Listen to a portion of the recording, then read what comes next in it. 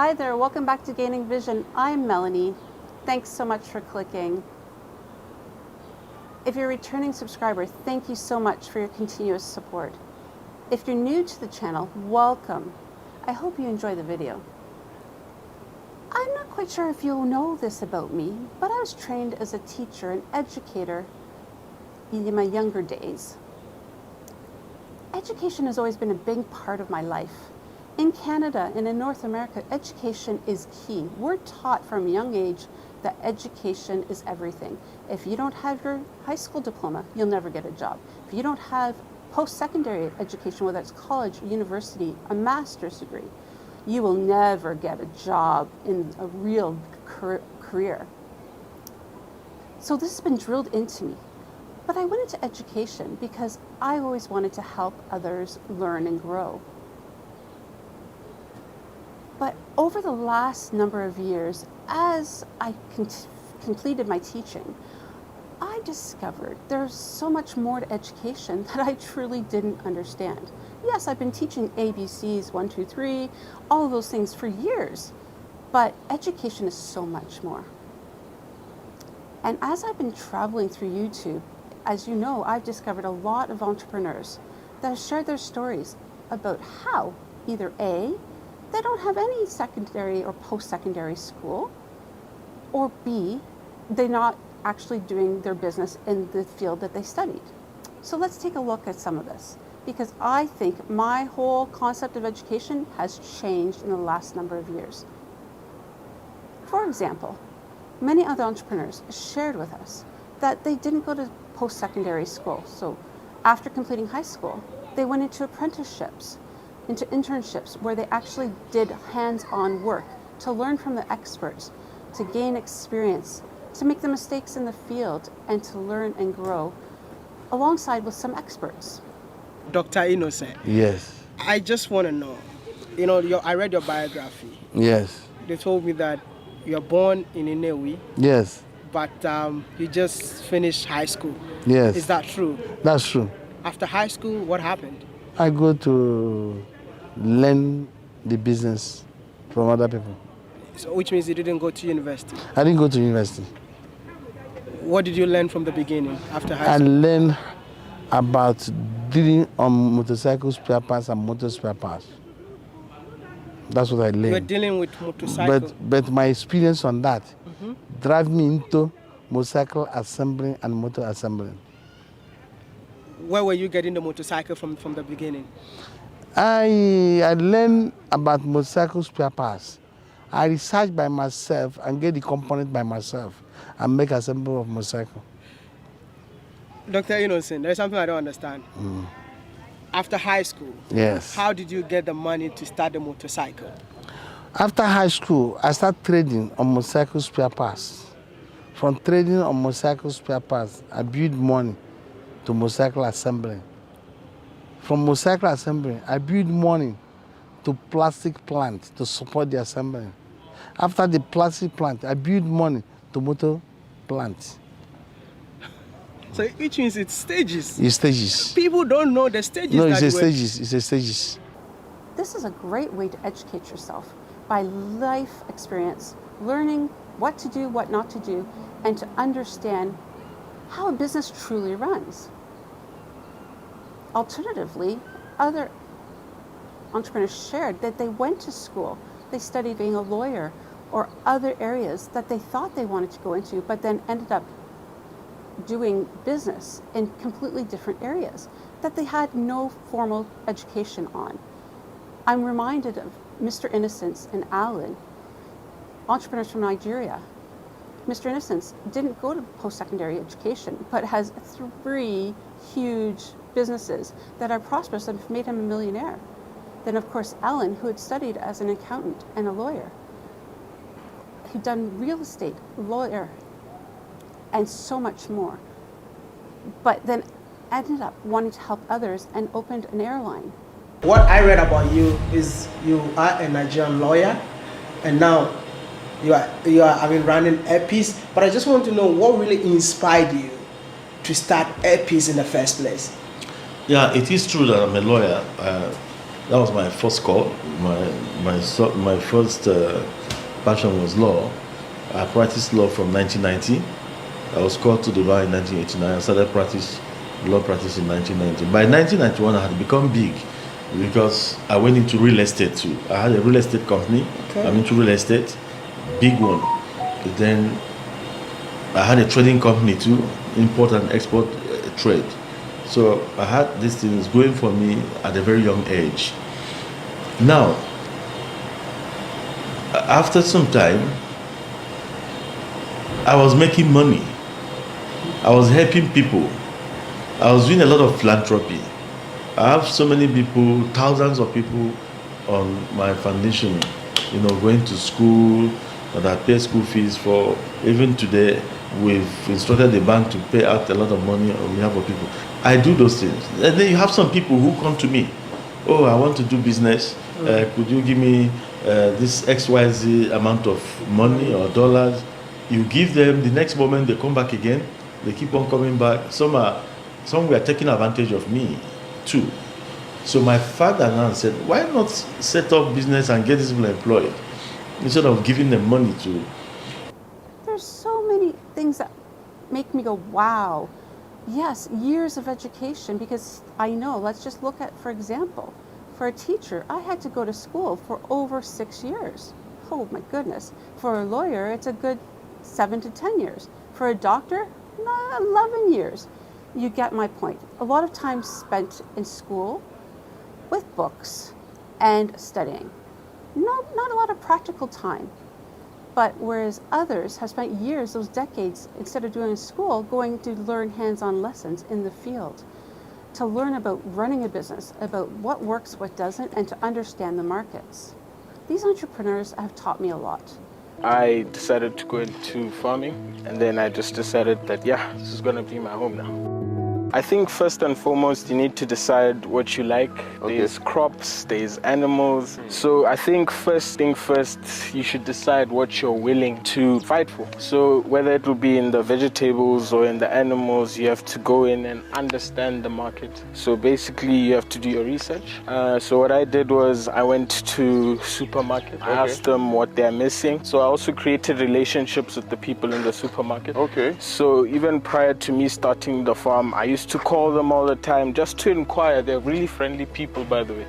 So you just go, you inquire, and they will literally tell you everything they need to know, because at the end of the day, they're also in need of vegetables. I think that, in fact, we've been all wrong about education. Listen, knowledge is power, but it doesn't have to come from a traditional formal setting. Now, I'm not going to tell you that you shouldn't go and earn your BA, your master's, or your PhD if that's what you so choose. But what I am inspired by is the way there are so many alternative ways to education. What I want to look at is Wadamaya. He went to school to become an engineer in aerodynamics. He could have been working on airlines, so much more, to make a lot of money that way.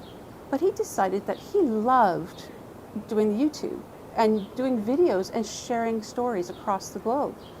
Looking at your journey, because I gotta let you go, looking at your journey and where you've come from, what does the future look like for you? And did you do away with engineering, or where are we going next? Believe me, where I sit right now, I don't think engineering is part of the plan. Yeah. But I know and believe that the future is so bright, based on what I've built now. I want to say this. People think YouTube is not a profession. Yeah. People think that you cannot build anything out of YouTube. But I built a whole empire out of YouTube videos. And YouTube videos have actually built my network that I have right now. Like, for me, it's not even about YouTube videos anymore. What makes me powerful is the network that I have, is to pick up a phone. My whole goal is to, every president of a country is just going to be one phone call away. And he does it well. He perfected it over time by practicing and doing, making mistakes and trying again. And now he has made a huge impression and leaving a legacy. That's what a lot of entrepreneurs have done. And I bet you if you ask any entrepreneur how much formal education they've had, it probably won't be a lot. Here again, and I'm currently in Gaborone, Botswana, and beside me is Isaac, who is the founder of Wealth Park, which is an agricultural and farming company. So what's up, man? How you doing? I'm wonderful. How are you doing? Nice to have you here. How old are you, by the way, if I may ask? I'm 22 at the moment. You're 22? You're 22? Yes. Are you serious? I finished school in 2018. University was definitely not plan. Oh, so you didn't go to uni? I didn't go to uni, no. Oh, wow. So, moment that finished, sat down with my parents, I'm like, let me just enter the family businesses. Okay. And they were like, okay, we'll give you a chance. And they said, okay, find something to do. So my question to myself was, why is it that here in North America, are we throwing education down to people, making sure that everybody has these diplomas, degrees, bachelors, masters?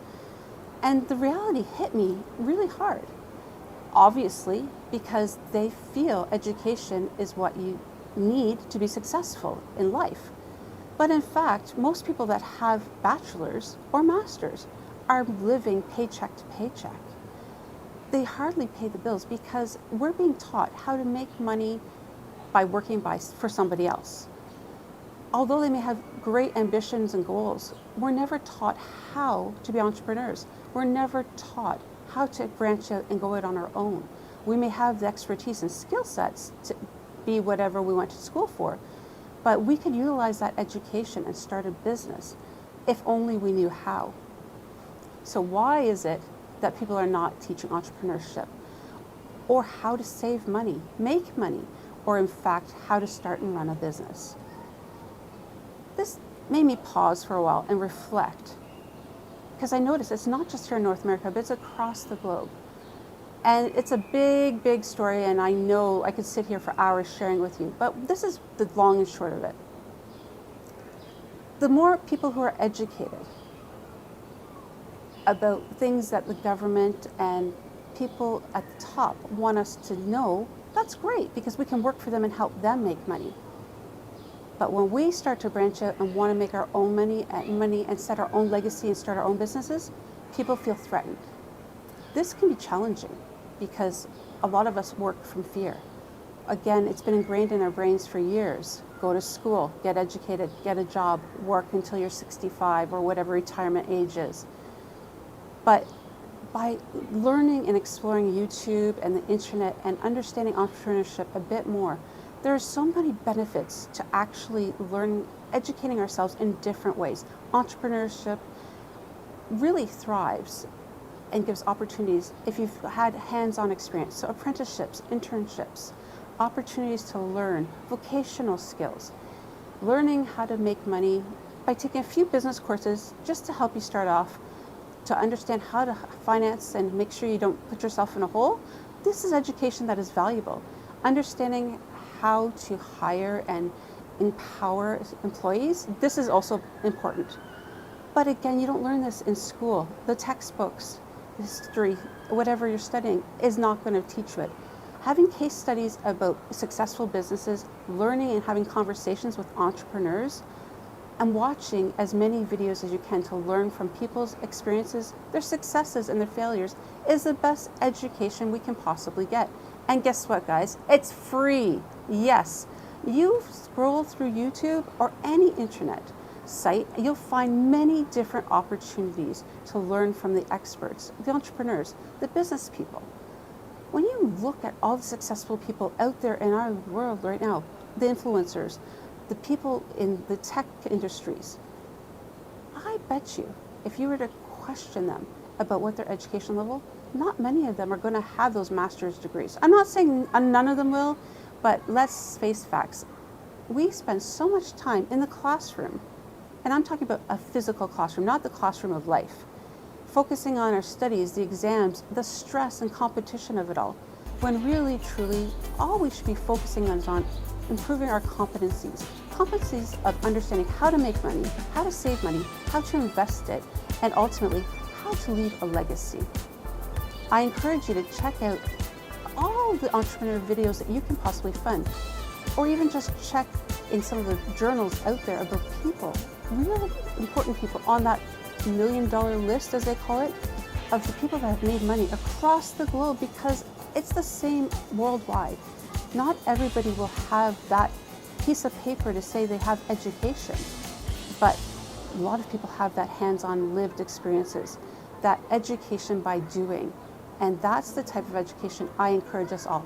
Now that sounds funny coming from an educator who's been trained to teach from textbooks and things like that, but I am here today to tell you, I encourage you all to embrace education, but the lived experience of education by doing, trial and error. Don't be afraid of failure, because when we fail, we have to pick ourselves up, brush ourselves off, and move forward, because by failing, we're learning. Education can be hard when it comes to failure, but it also can be rewarding once you discover how to make it right. I encourage you all to try to educate yourself with real life. I know I'm continuously trying here on this platform to share entrepreneurs because I'm inspired by them and I learn so much from each and every one of them. Until next time, please don't forget to subscribe to the channel if you haven't already. Take a second, hit like and share, and please don't forget to hit that notification button so you'll be notified every time I upload new content. Until next time, we'll see you later. Bye.